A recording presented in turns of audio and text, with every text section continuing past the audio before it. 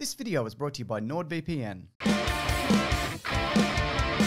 Hello everyone, now it's just me today. Mason is...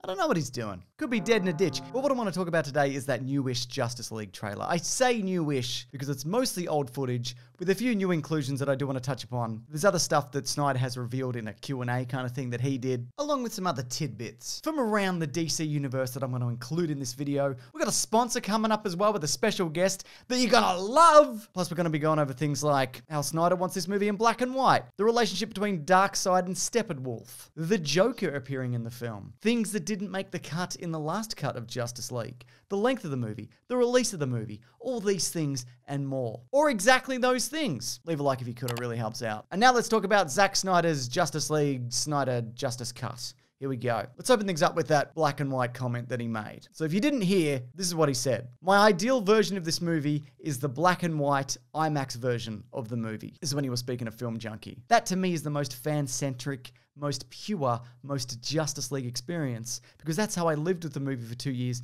in black and white. So look, on the topic of this, I don't get it. I really don't get it. That being said, it's totally his vision. If he wants to put it out in black and white and HBO will let him, sure. If that's the way that he wants it to be seen, I'll see it like that, whatever. But the thing is, if you look at other black and white movies, comic book movies in particular, Sin City is a great example of that. And the thing about Sin City is it's very crisp and clear. There's minimal background. You get a very defined idea of the setting of the universe and where everything is and where everybody is in relation to everything else. But I feel like with a movie like Justice League, if you just kind of color correct it or color incorrect it to black and white, and I know they're highlighting things in doing so, it's not just a matter of just, you know, switching on a filter. I feel like you're going to lose a lot in that. A lot of movies these days, and I think you could definitely say that some of his DC movies are guilty of this, they do have that kind of monochrome look to them. And look, I'm not one to say that comic book movies need to be garish and bright and all of that, but you lose something, right, in doing this kind of version of the movie. I mean, you're putting in a black suit Superman in this,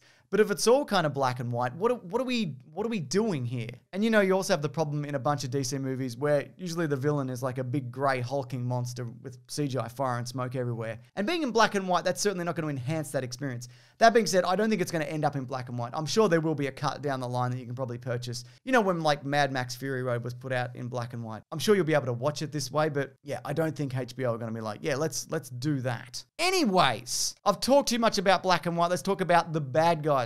Now, there's a moment that's sort of hinted at in this trailer where Darkseid, or the proto-Darkseid, Uxas, this is how it's spelled. Matt's going to put it up. That's I'm not exactly sure how you say it, because you know, it's one of those words where you read it in comics, but you're like, what is that? So he pounds the earth to reveal the anti-life equation, which is, of course, the thing that he's after.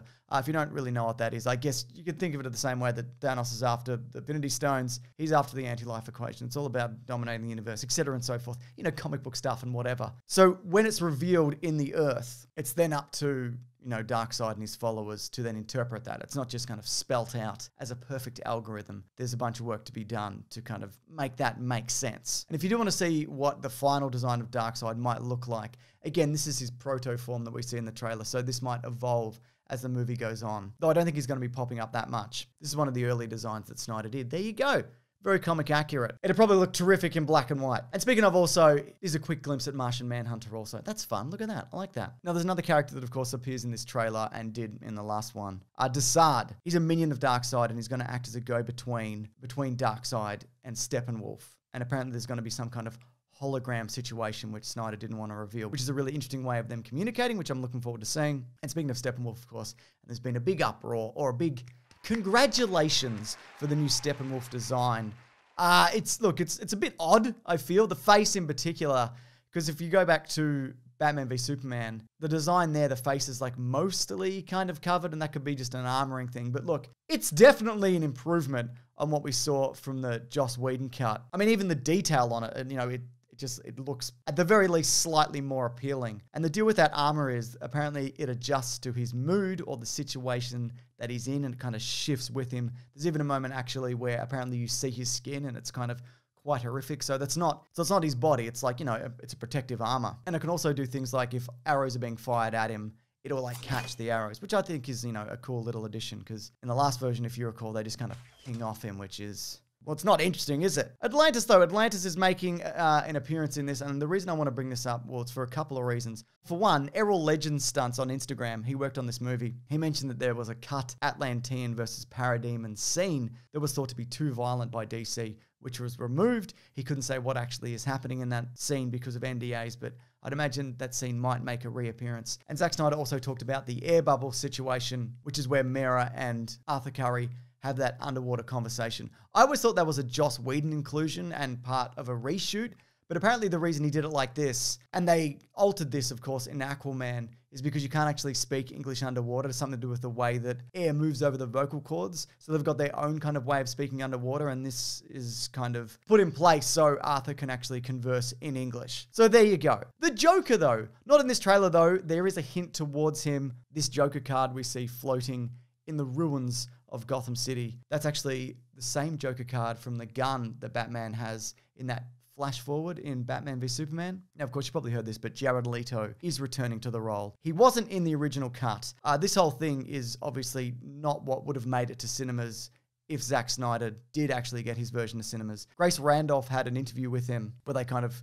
confirmed that it was going to be, an additional 4 to 5 minutes being shot for this movie. But he didn't say specifically what is going to happen with the Joker, but he does say he's a bit kind of worn down since the last time we saw him. So his appearance is going to be based on what we saw in Suicide Squad, but there is an evolution of that. He said he's a bit more road weary, which could be interesting or something. I don't know. Look, I'm not the biggest fan of Jared Leto's Joker. I don't think there are many who are, but it's pretty evident that whatever he was going for was not highlighted very well in that movie. So we'll see, won't we? And also there might be some more hints towards him and Robin, which again, we'll talk about later in this video. Superman though, there is a new shot of this. There's the hologram of Superman right here.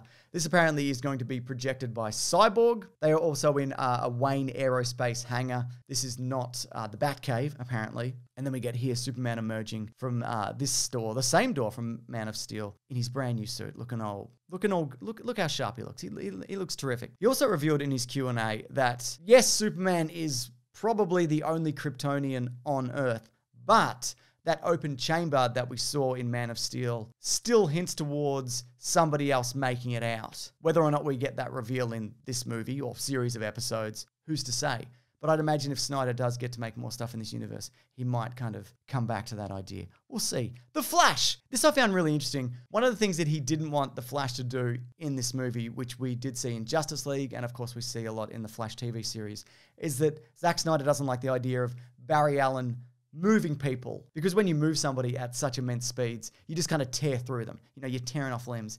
It's a fucking disaster, mate. I mean, of course, you could also make the argument that when Barry Allen grabs somebody, he brings them into the Speed Force, so they're protected by that. But that's neither here nor there. That's not how Zack Snyder wants to do it. So I think we're not going to be getting that. Or if we do, we'll get some kind of explanation behind it, I guess. But he also mentions that the reason we see him in this scene and his shoes are gone is because there is a really cool scene where he kind of pivots on his feet, and when he takes off, the shoes just explode off him. That's why he needs the aerospace Flash suit, because regular clothes like this, they'll just, disintegrate when he moves. Fun stuff. Man, I bet Batman uses military-grade encryption for all his crime fighting. And I'm even going to take this one step further and say Batman would definitely use NordVPN, because it allows you to browse the internet safely and anonymously on a stack of devices and browsers, including Windows, Mac OS, iOS, Android. Also, the super fast servers mean speeds stay fast and consistent, unlike some of the other junk VPNs, which I've tried before, which is something that Batman probably thinks also. Batman and I are doing this ad together. And like Batman would and definitely does, and also me also, you're able to switch between 60 plus countries as easy as you like, so you can take internet security seriously, but you're not going well out of your way to do it. It's nice and convenient. And right now, I need you to hear this. This is directly from me and Batman. You can take advantage of a limited time Black Friday deal. Get 68% off a 2-year plan plus 4 additional months free by going to nordvpn.com/MrSundayMovies or use code MrSundayMovies at checkout. It's also risk-free with Nord's 30-day money-back guarantee, and it's a great gift for the holidays. So as Batman and I always say, that's nordvpn.com/MrSundayMovies. Get that Black Friday deal before it ends. That's what I think you should do, but don't take my word for it. Just listen to Batman, who's also here, standing next to me. Robin, though. Let's talk about Robin. Now, Robin's death, of course, was very heavily hinted at in Batman v Superman, we see that suit. Speaking of the designer of that, Douglas J. Stewart mentioned on Instagram that this Robin suit is actually a cannibalized stunt bat suit. So he says that they snipped and nipped and trimmed and tucked. That would also make sense that the Robin in this universe, sure, he'd probably have a redesigned bat suit because, why wouldn't you do it that way? I always thought it was a little big for Robin.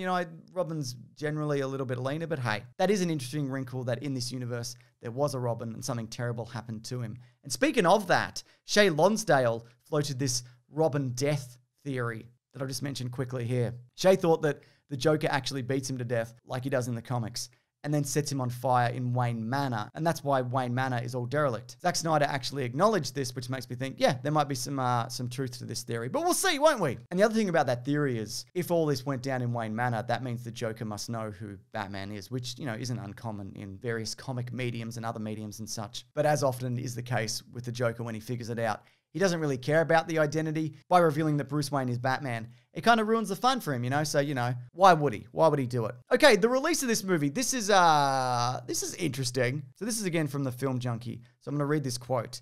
The thing about the movie I think that's interesting, this is Zack Snyder saying that, of course, is that the way I constructed the cut was, it's 6 chapters, right? So it was always going to be this chaptered concept.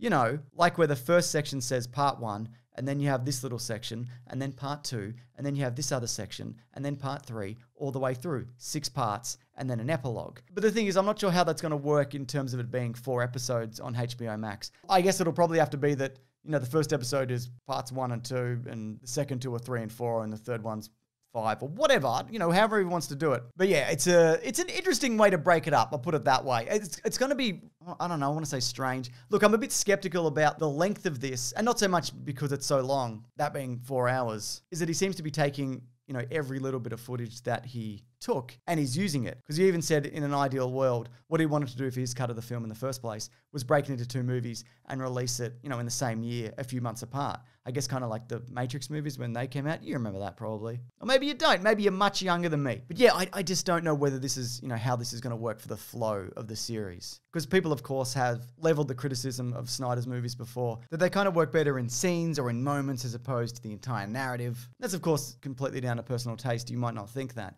But yeah, we'll see how this all comes together. In 2021, we don't have an exact date for this, but Zack Snyder mentioned that the cut is locked in at this point, and they're just working through the visual effects, and he's getting those back every day and being like, oh my God, this is looking incredible. But it is going to be 2.5 hours of unseen footage. And he said that very soon we are going to get a release date. If I had to guess on when that would be, I don't think it'd be any closer than like June, July of next year. COVID, of course, isn't going to impact this the way it has other productions because, again, this is all shot. So yeah, I would say mid-year at the earliest, but we'll see, won't we? We'll see very soon. Maybe the date will be revealed by the time you've seen this, in which case, what is it? I mean, I'll know too, because if you're seeing this when the date comes out, me from the future will also know that. But what is it? Tell me from the past in the comments, I guess. And leave a comment in general if you want. What do you think of this? How do you think this is going to come together? Do you think it's going to lead to more of Snyder's vision in the DC universe? Are we going to have branching timelines where you've got like the last Justice League movie and Aquaman and Shazam that's kind of splintering off in one direction, and we're going to get this going in a different direction? Or they're going to do some kind of merging of those 2 universes? Who knows? I guess it all depends on how this is received and how well it does. Anyways, if you love comic book movies or TV shows, all that blockbuster shit, you know what I'm talking about. We actually have a podcast called The Weekly Planet where we talk movies and comics and TV shows that comes out every Monday.